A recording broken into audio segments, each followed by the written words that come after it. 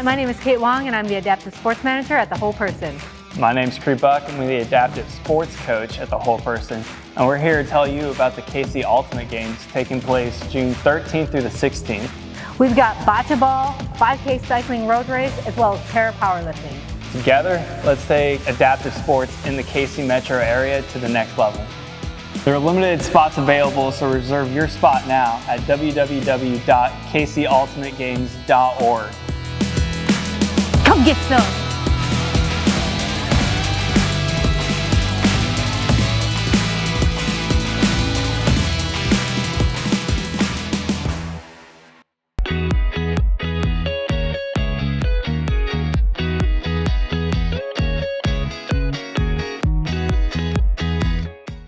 Hey listeners, we're going to have a little bit shorter of an episode today as we're introducing two new adaptive sports coaches to you and the whole person. So enjoy. Welcome back to the whole podcast, Casey. I'm your host, Kirby Huff, and today we have our two new adaptive sports coaches that we're going to be interviewing. This is Mike Vineyard and Kreed Buck. So first, let's get started with your guys' background. Well, I spent 15 years in physical therapy as a physical therapist assistant. And before that, I worked in retail and was a volunteer firefighter for 13 years. Oh, very cool. Okay, so what got you interested in working in adaptive sports? Well, in physical therapy, the primary goal is to return somebody to their previous level of activity before their injury or their illness or whatever catastrophic event happened to them. And something that I wanted to pursue was past that, not just getting them back to where they were previously, but improving upon their abilities, not letting any ailment they may have suffered hold them back from pursuing what they want to do in life. Sure. So when you were working physical therapy, did you ever work with anybody with a disability or just their injury that they had at that time? Many, many people, all the way from neurological disabilities to cognitive disabilities. And what did you find that was common or did the physical therapy make this harder for them or was it just another obstacle? Uh, One of the things I found common among most of these patients that I dealt with as a PTA was that they were physically capable of more than they initially thought they were. Sure. They just needed a little bit motivation, a few positive words in their ear, and maybe instructions on how to adapt for what would be at this point their life Right. post injury, post Right. accident. So being visually impaired myself, I, always thought there's some things that I can do. I used to think that at a younger age, but the older I get, I realize that you can do everything. You just might have to do it a little bit differently or be taught or training and everything can be done just as anybody else. Oh, absolutely. The key is not necessarily to give up, but to perhaps learn a new method Right. to adapt. Exactly. Okay. Awesome. Creed, what about you? What is your background in? Yes, primarily my background is in military and labor-intensive jobs. So for this, I have about 5.5 years in the Marine Corps Reserve, and before that, multiple years of moving heavy machinery and manually machining. So, Okay. And then was your most recent career? yeah, so before this, I worked with Huddleston Machinery Moving, and we shipped CNC machines all over the continental U.S. Okay. And what drew you to come and work here at the Whole Person and working in adaptive sports? So, working with the whole person and specifically the adaptive sports portion, I felt like that would have the greatest impact and outreach within the community. And personally, myself, I think it's a personal win when I can see the people who I work with adapt and overcome Sure. their disabilities and achieve those goals that they want. Because with sports, not only do you get that achievement and sense of pride when you complete the workout of the day or win a game, but then that also builds confidence outside of Absolutely. the field as well. And I feel just overall doing any type of active sport, it's going to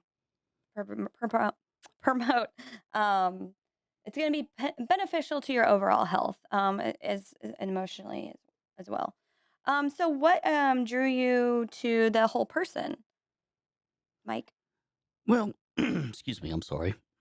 Just it was an opportunity to pursue athletics and to work with, again, people with various disabilities and more. It's more challenging and more fulfilling than just being a fitness trainer at a regular gym with able-bodied individuals. I'm not disrespecting that career choice at all. Sure. Just this is a little more fulfilling, a little more challenging. You feel like you're accomplishing quite a bit more.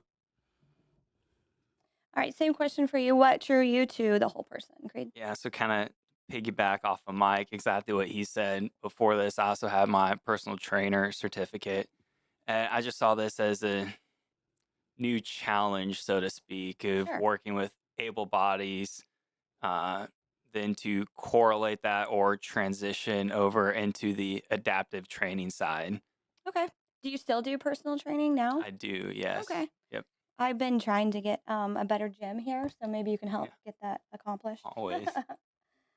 All right. Do you guys have any personal experiences working with people with disabilities, or is this kind of all a new field for you? Well, yeah, my previous career working in physical therapy is where I got all my experience with disabilities.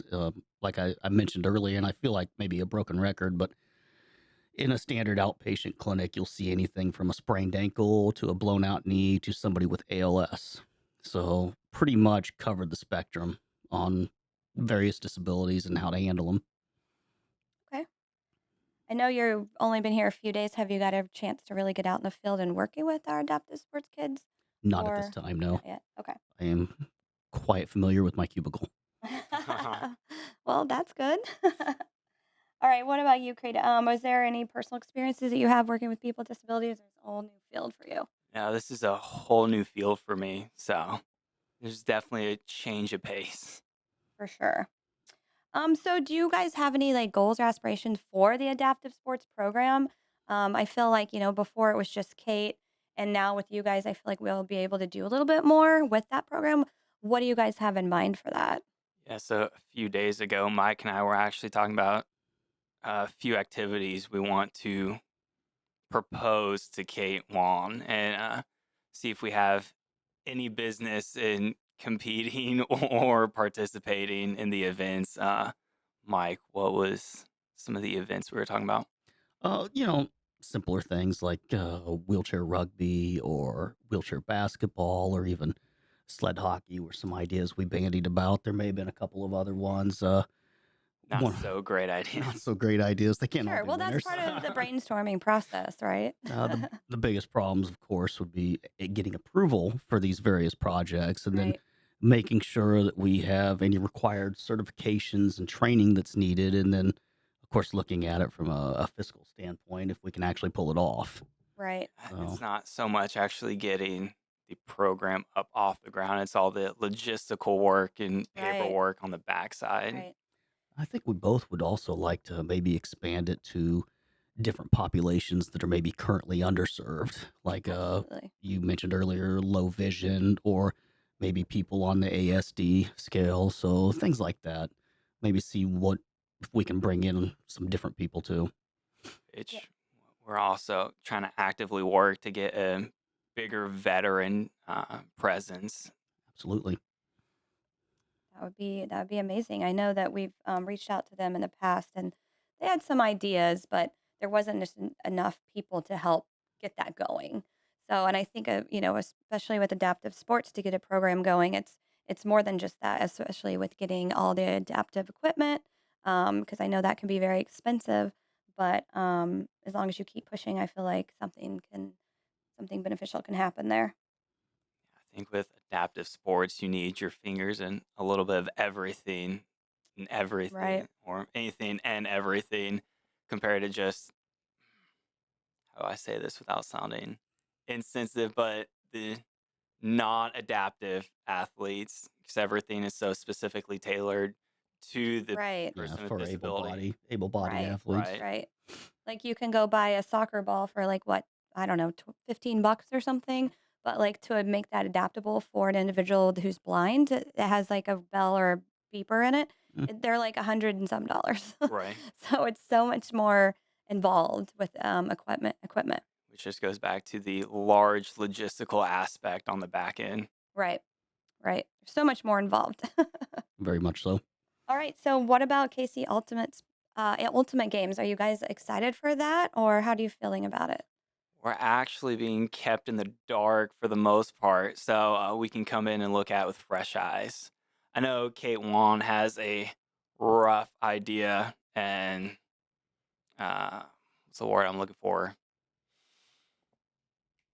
Idea and way she wants everything to work out. So we're Sure. Like a gonna, game plan, so to yeah, speak. exactly, game plan. We're all kind of in that way, and in that way, we're all kind of like that because we're all just trying to figure it out as it's new. It's a new event for us, and it's new to the Midwest. So I think we're all trying to figure it all out together. Right. So I think in a few weeks, Mike and I are gonna be able to see that rough draft and then be able to pick it apart Hopefully. and be like, hey, this probably isn't gonna work out, or hey, we should probably get XYZ in place for this event.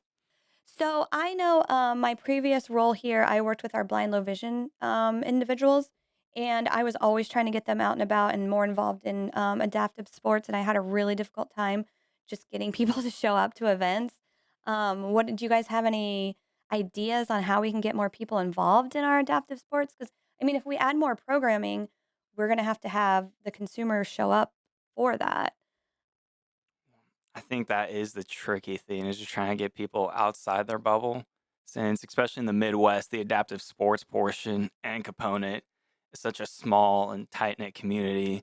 The more we can draw in with the current activities we have now, I think we would have a greater outreach to start drawing more people in and get them outside of their house. Yeah, and I think initially, like, if you get people there and they see how fun it is and, getting to interact with individuals with disabilities as well, I think that really helps. But it's just to get that continuous show up. Right. At the end of the day, it's all about breaking down those barriers that people Right. have already built up, especially Yeah. if you have a newer disability and you're a little more self-conscious, Right. it's definitely Exactly. going to be a battle on our end to try and get you in an environment that you're comfortable with. Well, and also just like what we're doing after this, putting the flyers out, just actually raising the public level of knowledge that it does exist. It is out there and it is local. Right. I think So that's the thing too, is just reaching the right population so they're absolutely. informed about everything that we're doing here. But to kind of piggyback off of that, I think still, especially in the Midwest, when you say adaptive sports, most people don't fully comprehend or are able to wrap their head around that. So that's almost kind of like another uphill battle we're facing is to try Right. and raise more awareness for adaptive athletes all around. All right, that's all the time we have for today. So, as always, our monthly events we have bowling every third Wednesday of the month, and we have rock climbing the second Saturday of the month. And for the upcoming events that aren't consistent monthly, we have KC Ultimate Games. So, registration and volunteering is open on that. You can visit our website, kcultimategames.org, to sign up for both. And then also, I wanted to talk about Expressions as our new art event that we will be hosting here at the Whole Person. And it'll be similar to a First Fridays event on May 3rd. So check out our website at thewholeperson.org for more information. Thanks. See you next time.